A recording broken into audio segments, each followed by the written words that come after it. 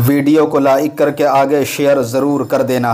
तो उस वक्त के हालात ये थे कि पैसा नहीं जमा कर सकते थे,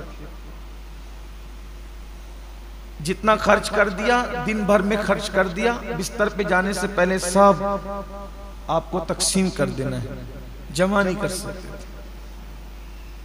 फिर जब ज़कात के अहकामात आए तो फिर इस्लाम ने इजाजत दी कि अब तुम पैसे जमा कर सकते हो।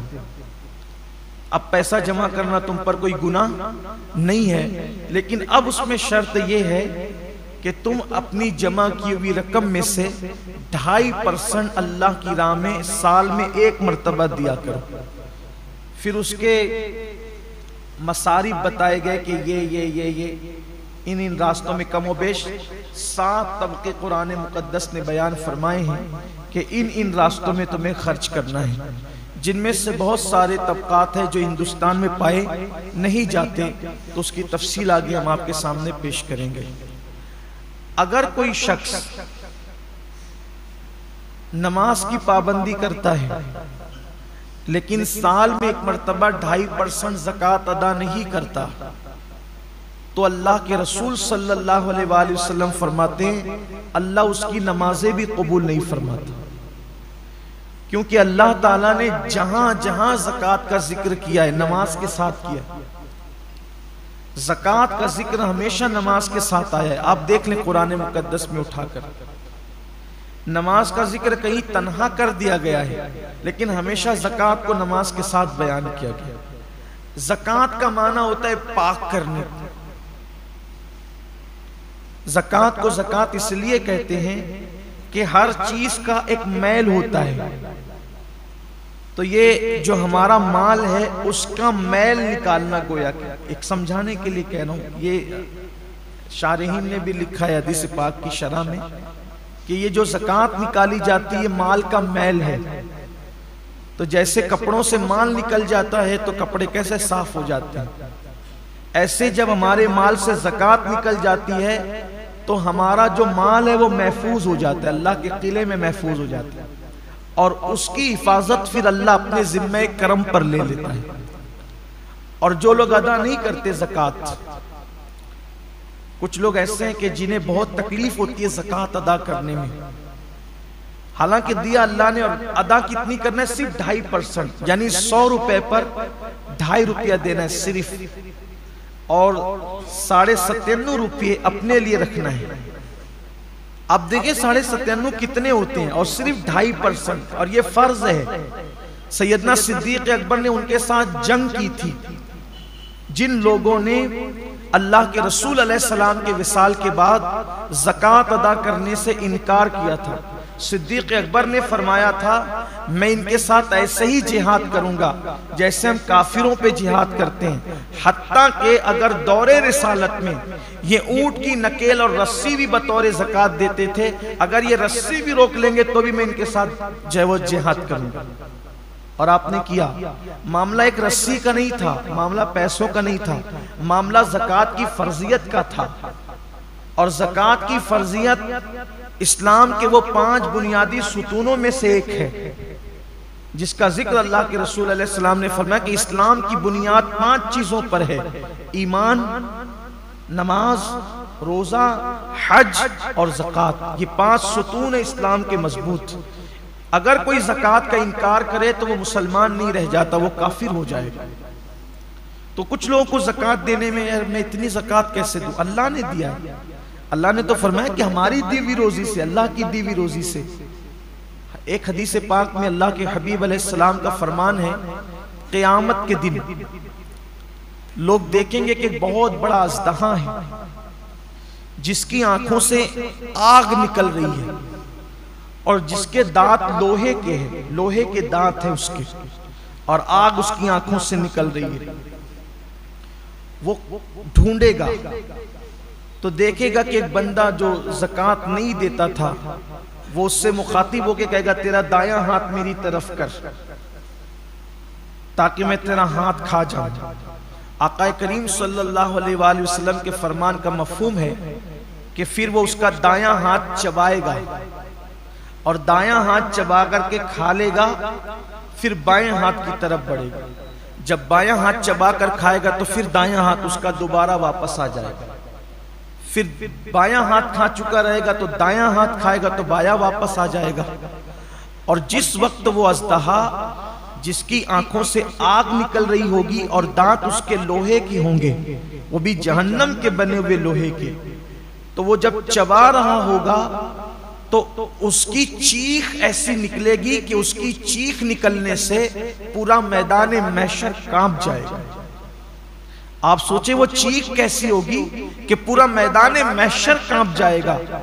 तो पूछा जाएगा ये किसकी चीख है, तो इरशाद होगा कि ये उसकी चीख है कि जो दुनिया में ज़कात अदा नहीं करता।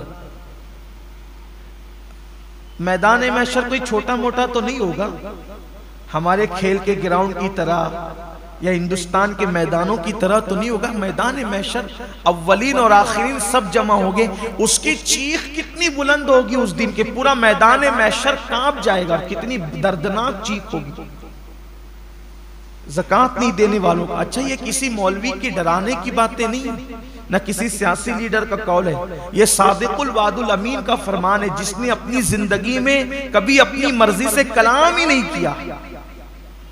जबान उनकी है, कलाम खुदावंद कुद्दूस का है।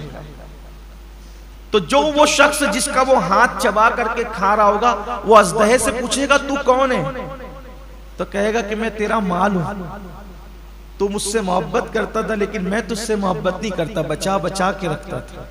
आज माल ही की मोहब्बत में लोग ज़कात नहीं देते।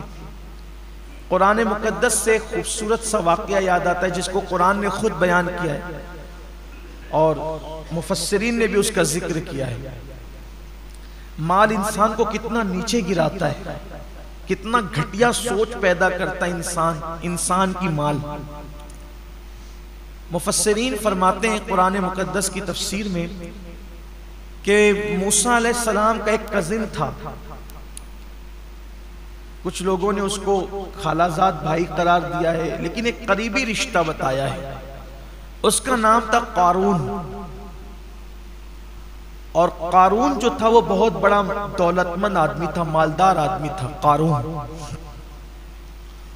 और वो तौरेत का बहुत बड़ा कारी था वो, यानी उसकी आवाज इतनी खूबसूरत थी, इतना पढ़ा लिखा बंदा था वो मूसा अलैहिस्सलाम की कौम में कि जब मूसा अलैहिस्सलाम तौरेत सुनना चाहते थे किसी अच्छी आवाज वाले से, तो कारून से कहते थे तू पढ़, और कारून तिलावत करता था तौरेत शरीफ की, और मूसा अलैहिस्सलाम उससे तौरेत सुनना पसंद करते थे।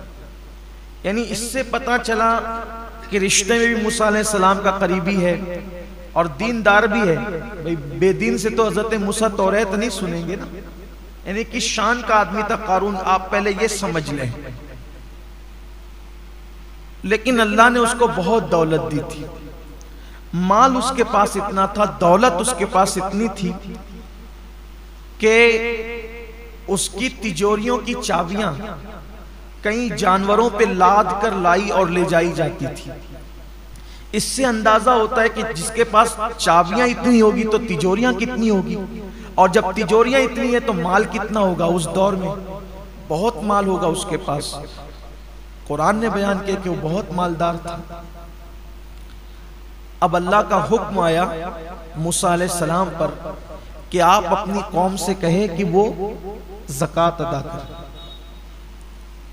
ज़कात देना है 2.5% माल से। तो मूसा अलैहिस्सलाम ने अपनी कौम से कहा कि भाई अब अल्लाह का ये कानून आया है कि जो मालदार लोग हैं वो अपने माल से गरीब लोगों को 2.5% ज़कात निकालेंगे। तो छोटे मोटे मालदार लोग थे, उन्हें तो कोई प्रॉब्लम ही नहीं था, उन्होंने तो देना ही था। सबसे बड़ा जो मालदार था वो कारून था। कारून ने कहा कि मैं कल सोच के बताता हूं। ये सोच के बताना ये शैतानी चक्कर, मुसलमान की जिम्मेदारी है। अल्लाह के और उसके रसूल का फरमान आ गया, कोई सोच नहीं, कोई फिक्र नहीं, कुछ नहीं। हुक्म आया सरे तस्लीम खम, वरना अंजाम बुरा है। तो कहा मैं सोच के बताता हूं। फिर वो गया घर, सोचने लगा इतनी दौलत, उसका 2.5% कितना होगा। जैसे आज करोड़पति लोग कहते हैं ना, लाखों निकल जाएगा मेरा, लाखों। अरे करोड़ों तो दिया अल्लाह ने है ना, लाखों निकला तो तूने दिया क्या? और उस पे वादा भी है, एक देगा तो मैं कम से कम 10 दूंगा, कम से कम 70 दूंगा, 700 दूंगा, और अगर नियत में और खुलूस है तो मैं तुझे बेहिसाब अता करूंगा।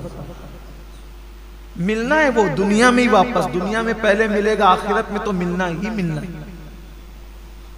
शैतान के मक्र फरेब में मत पड़ो। कुरान में अल्लाह फरमाता है, शैतान तुम्हें गुर्बत का खौफ दिलाता है। अल्लाह की राह में खर्च करते हो ना, तो तुम्हें क्या रह जाएगा तेरे पास? अरे क्या रह जाएगा, क्या उसका करम होगा? तो जिसने इतना दिया है, जब उसकी राह में दोगे तो वो और अता करेगा। मैंने एक बहुत बड़े बुजुर्ग को ये बात कहते हुए सुना है कि देने वाला कभी गरीब नहीं होता, बस अच्छी नियत से वो अल्लाह की राह में देना शुरू करे, कभी गुर्बत उसके पास नहीं आएगी।